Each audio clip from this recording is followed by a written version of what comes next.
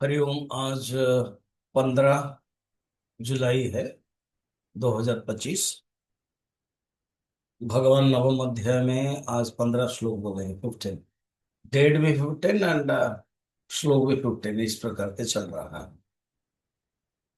अब भगवान उपासना के जो मेथड से, उपासना के जो साधना है, वो किस किस ढंग से करते हैं साधक, वो बता रहे हैं 15 श्लोक में। 3 प्रकार के उपासना बता रहे हैं और 3 प्रकार के उपासना करने वाले उपासक के बारे में बता रहे हैं। उसको उत्तम, मध्यम एंड अधम के रूप में बता सकते हैं। चलिए पढ़ते हैं।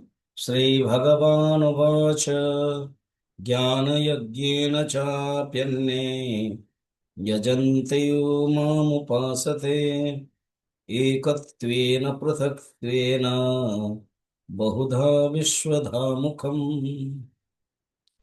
अन्ये ज्ञान यज्ञेन अपि च यजन्तः माम एकत्वेन उपासते, ऐसे लेना है। कैसे? कुछ लोग ज्ञान यज्ञ से एकत्व रूप में उपासना करते हैं। उसको उपासना के परिभाषा में कह सकते हैं अहम ग्रह उपासना, कि मैं ब्रह्म हूं। सब साधन को त्याग करके केवल मैं ब्रह्म हूं, ये भावना जब रखते हैं, एकमात्र भगवान ही सर्वभूता के आत्मा है, सर्वभूतात्मा वो मैं, इसको मधुसूदन सरस्वती अहम ग्रह उपासना करो। तो फिर ये तो ज्ञान है ना, ज्ञान यज्ञ, हाँ ये परोक्ष ज्ञान आप ले लो। परोक्ष ज्ञान है ज्ञान यज्ञ। सेकंड है पृथकत्वेन वो, अर्थात जो उत्तम अधिकारी इनको माना जाता है ज्ञान यज्ञ, क्योंकि द्रव्य यज्ञ से ज्ञान यज्ञ श्रेष्ठ। सेकंड ऐसे हम लेंगे कि पृथक, पृथक पृथक रूप में वो करते हैं। कैसे?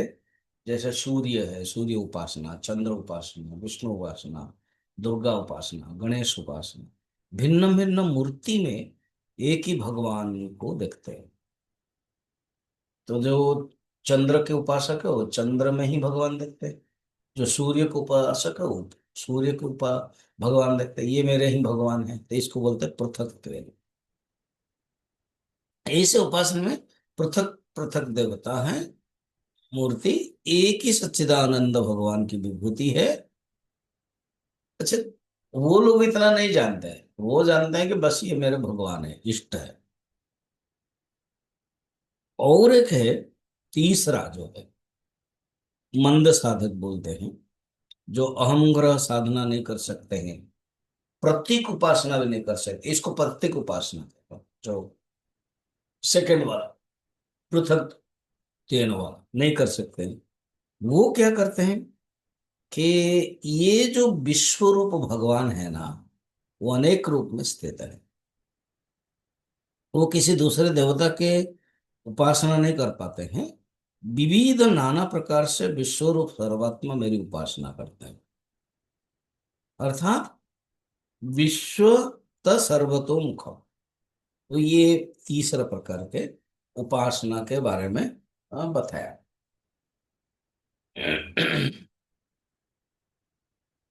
तो जो श्रेष्ठ है, उसको अगर उत्तम दृष्टि से कहते हैं ज्ञान है, और जो मिडिल वाला है वो है, इसलिए कहते हैं कुछ भेद और अभेद से, कुछ ज्ञान यज्ञ विधान से पूजन करे मेरा कहीं, कुछ सर्वतोमुख ध्यान से।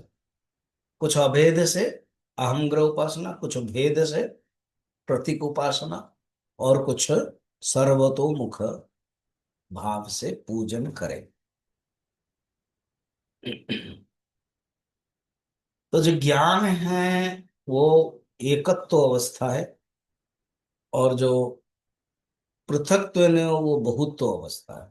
तदैक्षत बहुस्था प्रजा ये था, जो वर्णन है उपनिषद में हुई, तो वो वर्णन बताया। अब अगले कक्षा में जो कल क्या बताएंगे हम देखेंगे।